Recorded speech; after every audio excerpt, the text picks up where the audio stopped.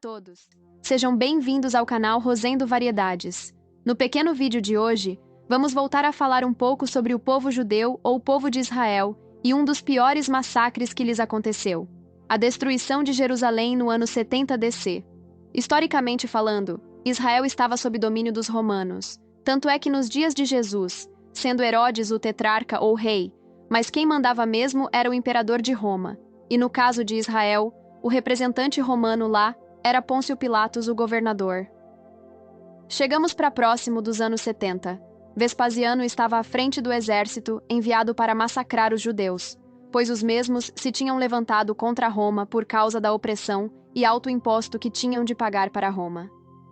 Com a morte do imperador Nero, Vespasiano volta para Roma para ser aclamado imperador, e o mesmo deixa Tito, seu filho, para chefiar o cerco a Jerusalém.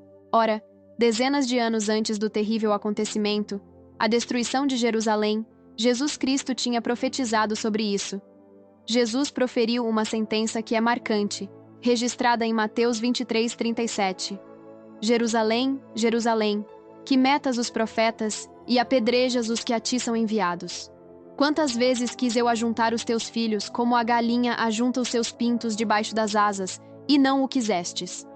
Mateus 23:38. Eis que a vossa casa vai ficar-vos deserta.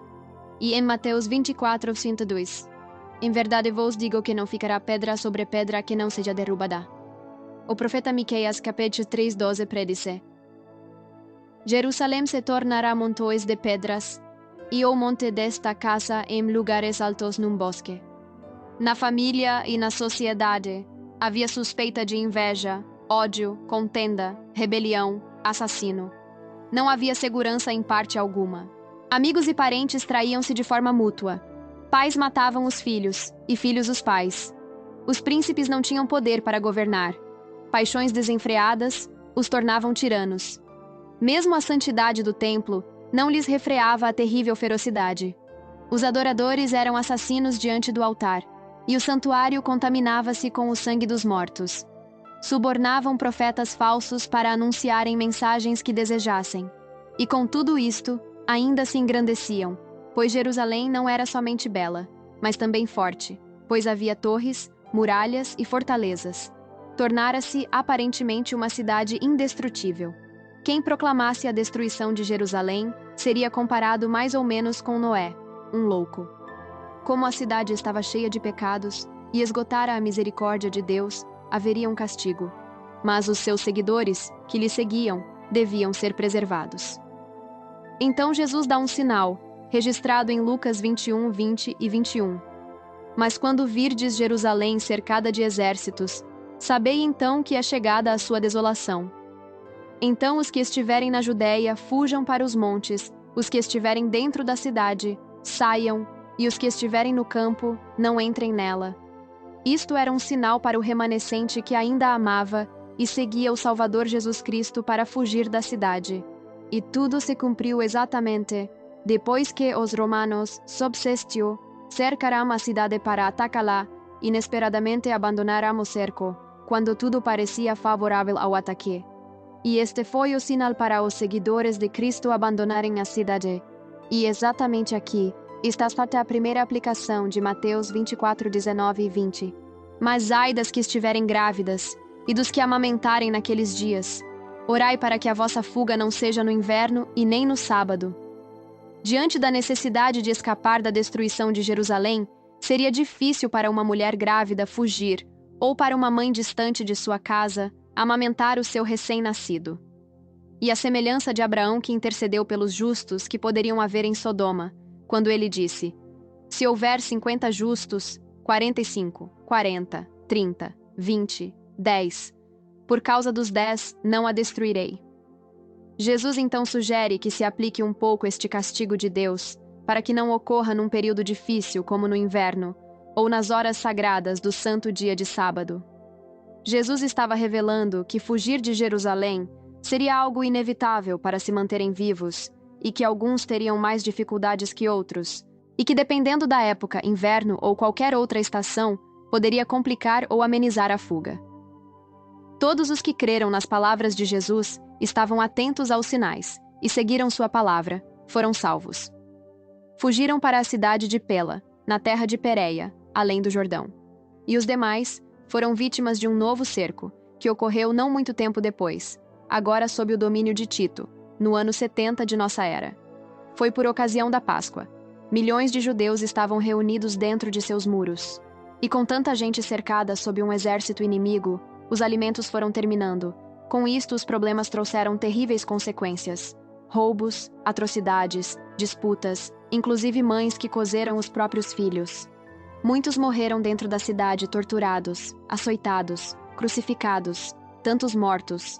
Tantas cruzes havia no vale de Josafá e no Calvário, que quase não havia espaço para caminhar entre elas. Foi um castigo, pois eles mesmos disseram perante o tribunal de Pilatos: o seu sangue caia sobre nós e sobre os nossos filhos. Tudo foi destruído. Tanto a cidade como o templo foram arrasados até ao fundamento, e o local onde era um templo virou um campo. Não ficou pedra sobre pedra. Como foi o cerco à cidade de Jerusalém pelo general Tito, e o que aconteceu naquela época com o povo judeu? O cerco a Jerusalém pelo general Tito ocorreu durante a Primeira Guerra Judaico-Romana, que teve lugar entre 66 e 73 depois de Cristo. Aqui está um resumo dos eventos e o que aconteceu com o povo judeu durante esse período. Qual foi as causas do conflito? A revolta judaica contra o domínio romano começou em 66 DC, devido à opressão e à crescente insatisfação dos judeus com o governo romano.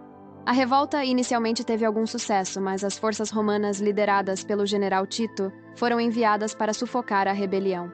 Então houve o cerco a Jerusalém. O cerco à cidade de Jerusalém começou no ano 70 depois de Cristo. As forças romanas sitiaram a cidade, cortando o acesso a suprimentos e impedindo que as pessoas entrassem ou saíssem. O cerco durou vários meses e resultou em uma situação de fome extrema e sofrimento para o povo judeu que estava dentro dos muros da cidade. O historiador Flávio Josefo, que viveu naqueles dias, conta em seus registros em detalhes como isso aconteceu.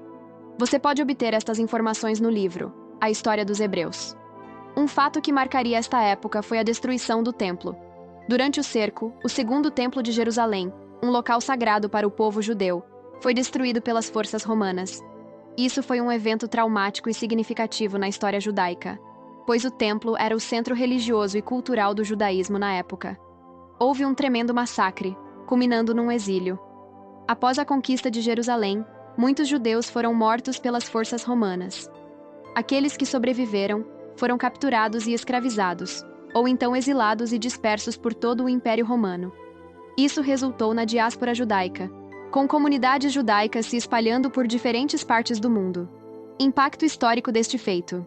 A destruição de Jerusalém e do templo foi um evento traumático para o povo judeu e teve um impacto duradouro na história e na espiritualidade judaica. A Primeira Guerra Judaico-Romana e o cerco a Jerusalém marcaram um ponto de virada significativo na relação entre os judeus e o Império Romano. É importante ressaltar que esses eventos históricos têm um significado profundo para o povo judeu, e suas consequências são lembradas até hoje. História, religião, ciência, astronomia, música, poesia, política, religião, bem-estar, saúde, aventura, livros, ficção. E assim é o canal Rosendo Variedades. Sejam bem-vindos e muito obrigado pelo apoio.